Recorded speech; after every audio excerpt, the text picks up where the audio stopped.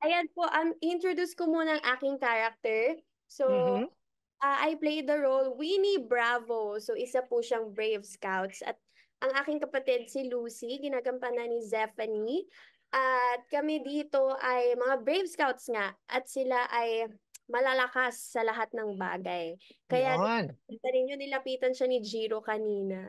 Ooh, Yun. Parang ano, para maging Brave Scout, dapat maging matapang ka, hindi ba? mga po yan. Yan. Ako naman po, si Chucky Dreyfus ay gumaganap po sa role na Dudot, tatay po ni Jiro. At nakita nyo naman, talagang nagmana po ang tangkad sa akin, hindi ba? Ayan, halos magkasing tangkad na po kami.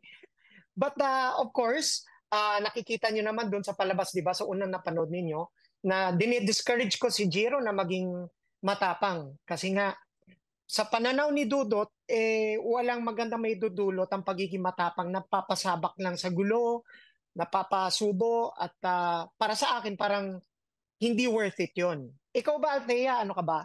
Naturally matapang ka. Sa totoo po, hindi eh. Sa gitna lang po ako. Well, depende rin po yan sa sitwasyon. Kung tama ba maging matapang ako sa sitwasyon na to, or kailangan, Mm. ano lang ako, minimal lang, ganyan. Pero hindi sobrang matapang talaga. Kaya nga po, Naging ano ka na ba? Naging Girl Scout ka ba? ay, naku po, nung grade school po ako. Naging Girl Scout po ako. Yes. Pero saglit lang po yun.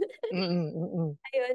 Yun nga, Ayun. ano nga yun yung pagiging matapang mo. Alam, nakalimutan ko yung sasabihin ko. Pero ayun, guys. Hindi, Aba, sabi mo kasi 'di ba, conforme kung dapat maging matapang o hindi. 'Yun yung ano mo. Tama naman, 'di ba? Kasi hindi naman porke matapang ka sa lahat ng bagay sasabak ka kahit na alanganin o delikado gusto mo maging matapang pa rin. So dapat maging wise ka din, 'di ba? Na may panahon na maging matapang, may panahon din na hindi. kayo po ba, Kuya Chucky? Saan po kayo sa level na yon?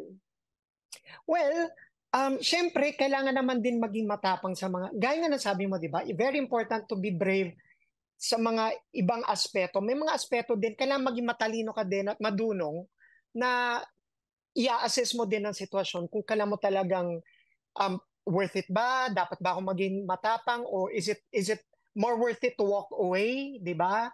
May mga gano'n naman talaga. Pag when you walk away, doesn't mean naman na duwag ka. Ang ibig sabihin lang nun, Hindi alam mo lang ang sitwasyon. Di ba? yes. Yun. Na po yan.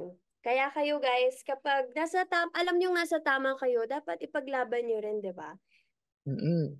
Na sobrang relate nga ako sa napanood natin ngayon dahil like ako nung high school at grade school nangyayari talaga yan 'Di ba? Mm. Hindi exaggerated yan ha, totoo yan. Dan may mga nakikita kong mga kaklase kong nabubuli ng ganyan.